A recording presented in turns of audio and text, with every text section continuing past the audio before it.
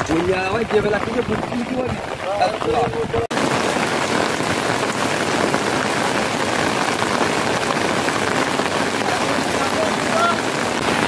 আলাইকুম। নুরুল ইসলাম পেজের পক্ষ থেকে সবাইকে শুভেচ্ছা। শুধু দর্শক, আষাঢ় শ্রাবণ এই 2 মাস বর্ষা ঋতু। বর্ষা ঋতুতে বর্ষা হবে, এটাই স্বাভাবিক। কিন্তু সেই বর্ষা যদি অতি বর্ষায় পরিণত হয় তাহলে জনদুর্ভোগ বেড়েই চলে। টানা এই 4 দিনের বৃষ্টিতে খাজরা ইউনিয়নের অধিকাংশ নিম্ন অঞ্চল প্লাবিত হওয়ার আশঙ্কা দেখা দিয়েছে।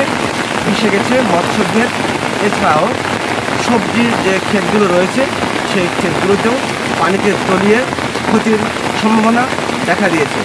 সর্বশেষ আমি খাজরা ইউনিয়নের এই অতি বর্ষায় কী প্রভাব পড়েছে জনজীবনে এবং কোন কোন ফসলের ক্ষতির মুখে পড়েছে সেগুলো আমি দেখানোর চেষ্টা করব। আশা করি আপনারা ভিডিওটি শেষ পর্যন্ত দেখবেন।